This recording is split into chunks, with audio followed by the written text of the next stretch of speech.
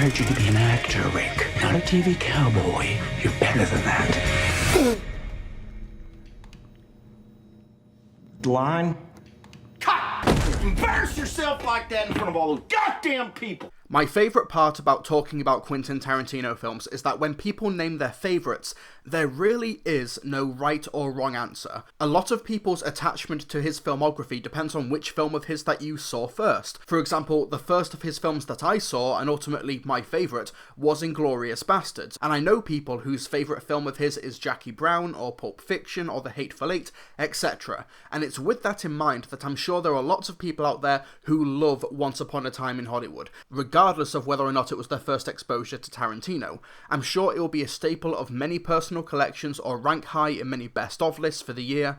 However, I can't get on board with it. In fact, as much as it pains me to say it, this is the first Tarantino movie that I just didn't like. But let me back up. The plot is basically split into 3 chapters, which are 3 days in the days and months leading up to the murder of actress Sharon Tate in 1969 by the Manson family, with Margot Robbie playing Tate. We've also got the fictional pairing of fading actor Rick Dalton, played by Leonardo DiCaprio, and his stuntman slash best friend slash driver slash handyman slash emotional support, Cliff Booth, played by Brad Pitt. It's a slice-of-life movie with Dalton trying to revamp his fading movie career by taking on an acting job for the pilot of a new Western TV series. Tate goes to the movies to watch an audience reaction of her role in the Wrecking Crew, and Booth gets caught up at Spawn Ranch, where a mysterious cult have set up in what used to be a movie lot where Dalton and Booth used to make Western movies together. Yeah, the national narrative in the wake of the Manson murders of the Hollywood Golden Age losing its innocence in the face of a modern evil is absolutely prevalent. However, in terms of actually cashing the check and building on top of those foundations, Once Upon a Time in Hollywood absolutely just cops out in regards to its ending, and while I won't spoil it here, the film's ending is so abrupt and its entire conceit raises so many questions that I'm convinced that Tarantino just thought that the shock value of the ending was enough, despite Once Upon a Time in Hollywood easily being his least shocking film, and on a different note, it's easily his least violent film. But the shock value just wasn't enough when it came to this subject matter, and what appeared to be the start of a potential 4th act for the movie was just the credits rolling. The film is a slice-of-life drama, but without much actual drama happening in its nearly 3-hour runtime, and a quarter of the cake feels like it's missing. There's a lot of extended scenes that go nowhere, a lot of characters played by big-name actors who come and go with no consequences, and the characters that we're dealing with at the forefront feel really broad and one-dimensional, which is so strange for a Tarantino film. Take Sharon Tate, for example, who spends 60% of her screen time in this movie watching an audience enjoy a movie that she's in, and the other 40% dancing to 60s music. She's not a character here. Margot Robbie has almost nothing to work with here, and while you could argue that the film is trying to set up Tate as an innocent, free-spirited soul taken away far too soon, the way the ending of the movie is executed just does not deliver on those themes.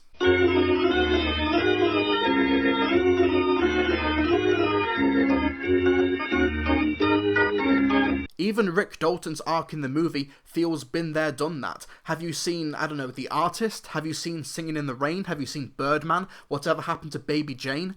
Then awesome, you have seen this arc done and done better 100 times before. All the personality from Rick Dalton comes from DiCaprio's charisma and fun performance. There's not actually much there to work with on the page that hasn't been well-worn acting material for nearly 70 years. And I don't want to sound like a broken record, but Cliff Booth is the same, though it is always great to be reminded of how talented a physical comedian Brad Pitt is, but these issues aren't helped by the film's near 3-hour runtime. Now folks, I know where you're going to go with this, and I am way ahead of you. I thought that films like Django Unchained and The Hateful Eight did not need to be as long as they were. I think a lot of Tarantino's earlier work was helped by editor Sally Menke, who passed away after Inglourious Basterds. However, I still liked Tarantino's films after that because I was still engaged by the characters and the dialogue, but here there's not much to work with. The dialogue lacks any sort of spark, the characters are arch and rote, and it's just full of strange creative decisions.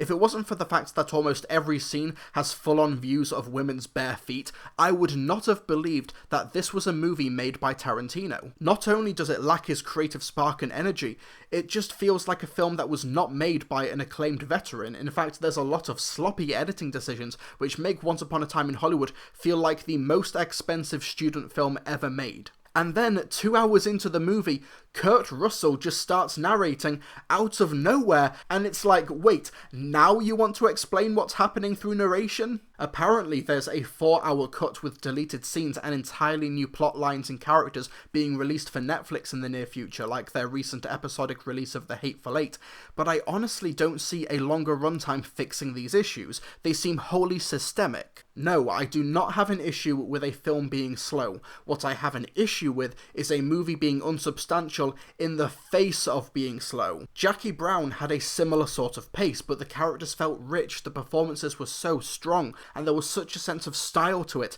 Yet with Once Upon a Time in Hollywood, there's so little here. I know I keep on saying that, but that's really all I'm getting out of this. Now, don't take this video as just a full-on bashing of the film, because I just don't have the inclination to approach this film like that. Spoiler warning, but I'm going to give this film 2 stars out of 5, because I reserve lower scores for films that I actively had a bad time watching, and that just wasn't the case here. Like I said, I liked the performances a lot, the production design is spot on, and I enjoyed the soundtrack and seeing Tarantino mainstays like Michael Madsen, Bruce Dern and others turn up in small roles, and there were some solid gags and jokes in the film. I didn't hate my time with the movie, and if it worked for you, then I'm genuinely happy, and honestly, just a little bit jealous. Reviews like this don't bring me any joy, but to be fair to Tarantino, after making 9 films, by the law of averages, they can't all be winners. But the worst part is that it doesn't even feel like Tarantino showed up to set here, because apart from the feet,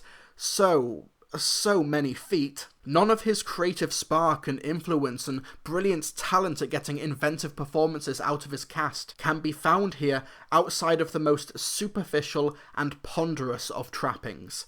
I give Once Upon a Time in Hollywood 2 stars out of 5. In this town, that can all change like that. Hey! You're Rick fucking Dalton. Don't you forget it.